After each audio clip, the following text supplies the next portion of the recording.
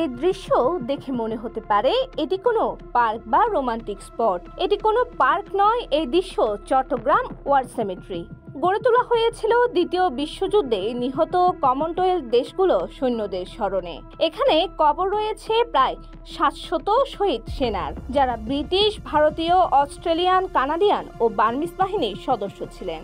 এই পবিত্র স্থানটি একসময় ছিল শ্রদ্ধা আর ভাবগম্ভীর প্রতীক, কিন্তু আজ অনেকের চোখে এটি যেন হয়ে উঠেছে নতুন প্রেমের গোপন ঠিকানা। চট্টগ্রামের ঐতিহাসিক স্থান ওয়ার সেমেট্রি, যেখানে দ্বিতীয় বিশ্বযুদ্ধে নিহত হওয়া সৈনিকরা চিরনিদ্রায় শায়িত রয়েছেন, কিন্তু এখানে এখন শ্রদ্ধা জানানোর দৃশ্য আর দেখা যায় না। সময়ের সাথে সাথে জায়গাটি রূপান্তরিত হয়েছে রোমান্টিক স্পট হিসেবে। দ্বিতীয় বিশ্বযুদ্ধে শহীদদের স্মৃতি বিজড়িত পবিত্র স্থানটি আজ অনেকের চোখে রোমান্টিক স্পট।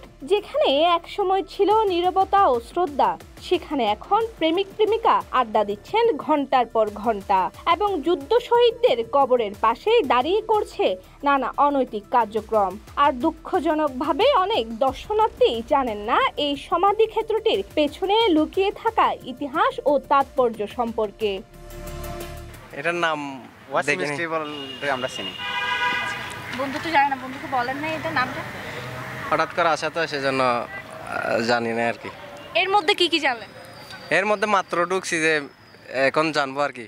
এখানে সুন্দর পরিবেশ, বিনোদন বলতে সবার গুলো দেখতেছি, আমি তো কাউকে আনি নাই। তো এখানে ভালোবাসার আড্ডা হয়, এখানে আসে মানে গার্লফ্রেন্ড বিহেভ, এখানে আসে আড্ডা দেয়। এটা ভেবে আমি ওদের সাথে আসছি, আমি তো আগে তো আসি নাই, আজকে প্রথম আসছি। আমি শুনছিলাম এখানে নাকি মানে পুরাতন মানে কবর আছে, বা এখানে দৃশ্য সুন্দর, পরিবেশ ভালো, সবাই আসে, সবাই বসে আড্ডা দেয়, ঘুরে ফিরে চলা যায়। ভিডিও করবো মনে করে আসছিলাম।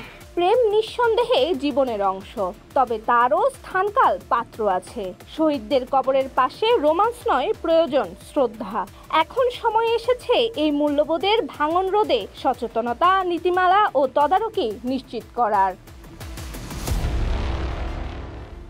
চট্টগ্রাম ওয়ার সেমেট্রি শুধু একটি জায়গা নয়, এটি আত্মত্যাগ এবং নিঃশব্দ শ্রদ্ধার প্রতীক।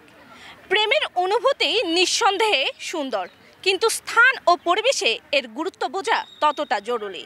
তাই আসুন এই ধরনের জায়গায় আমরা সম্মান এবং আত্মমর্যাদা বজায় রাখি। Momi Bhattacharya, citizen news, Chittagong.